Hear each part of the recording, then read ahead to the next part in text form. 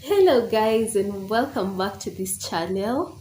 Sorry, you will have to forgive my voice for today. I just have a little flu, but on medication. So, there's a previous video that I did. It was a Q&A video on the studies I have, or it was asking what I do, and I confirmed that I am a nurse by profession. And for that, today's video is a compilation of just a day in my life in the station where I work. I didn't mention I work in the OR, and sometimes I tell my friends, sorry, I didn't pick your call, I was scrubbed in, and they're always wanting to know, like, really what happens in the OR. So I documented a video to show you a typical day in my life in the theater, like when we have a procedure, what we just basically do. I hope you enjoy, and please, please, please stay until the end and hope you learn something new. Let's head to the video. So after receiving the list, this is where you begin. You have to confirm the procedure that you're going to do, the operation, and the instruments that you need for the procedure.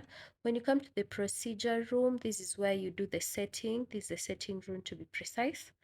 You have to make sure your trolleys are right there. You have carbolized them with surgical spirit, just making sure they are clean, and maybe use a sanitizer to clean them. Then you have to open the first wrapping. The first wrapping you open with clean hands, because it's clean on the outside but it's sterile on the inside. So you have to make sure you're far, far away from the trolley so that you don't contaminate. This is me placing the sutures and everything that is needed for the procedure. That is the sutures, the blade, and the abdominal packs and the gauzes. Basically, anything that you need to place there on during that you'll need during the procedure. Usually, you have someone doing that for you. But because I filmed this on a weekend, there are not so many people working during the weekend, and that's why I had to do it by myself. Mostly on the weekends, you do things by yourself because there are not a lot of people. So after you have made sure everything is there, you wear sterile gloves and start arranging your instruments to your liking.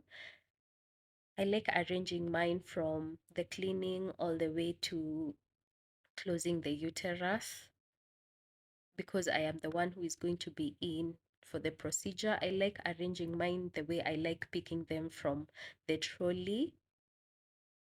Everyone has their way how they like setting, especially if they're the ones that are going to be in the procedure.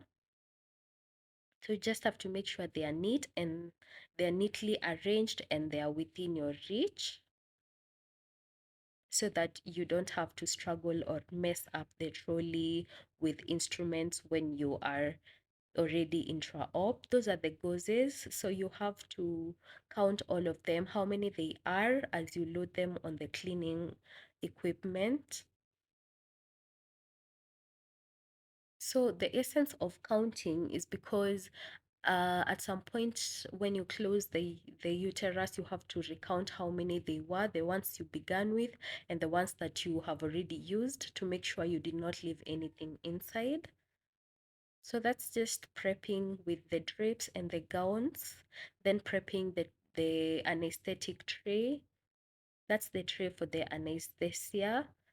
So an anesthetist uses the gloves and some surgical spirits and a few gauzes to clean and put anesthesia on the patient. There, at least I have an assistant who just take it to the anesthetic side. So when we come here, this is the part I blurred out so that I cannot expose the patient, but this is basically us checking in on the patient, making sure she knows the procedure that she is going to be done, everything that she consented, making sure she's okay, that she understood, also us confirming, the whole team introducing ourselves. Then you head on to wearing your gumboots because of the blood and the Macintosh, so that you do not soil your clothes with any fluids during the operation. So that's the doctor joining me. So we're doing the hand washing technique, the 5 minutes hand washing technique, because you don't want anything dirty close to everything. So this is the gowning part, the gowns I was arranging earlier. Someone has to help you close the behind. As you can see, used they have to be on the back side, and so that they don't contaminate the front side. The back side, mostly you'll not need anything closer there, so that's the only part they can access. Then you have to recount the gauzes in the presence of your surgeon, so that you both know how many you're beginning with and how many you expect before you close the abdomen. So you have to tie the gowns very much so that you make sure you are sterile in both areas. You do the draping, and now the procedure begins.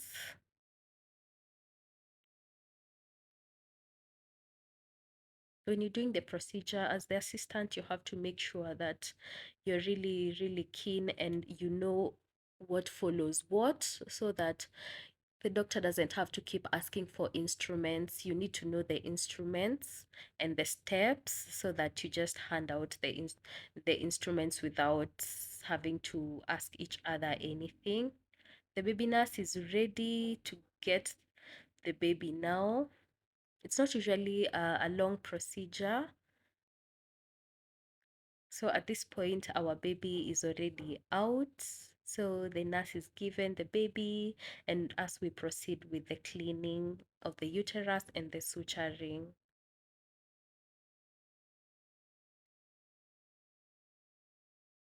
Sorry for this point, there was a little bit of repetition. That's just Matakotanyo going on there. Don't worry about it. So this part, it has just repeated itself, but it's fine. You can rewatch it. It's fun when you see the baby coming out. Yeah, so a waka baby. I don't remember the sex of the baby, but yeah, that's the baby right there again. Cutting the cord and just giving the baby to the baby nurse.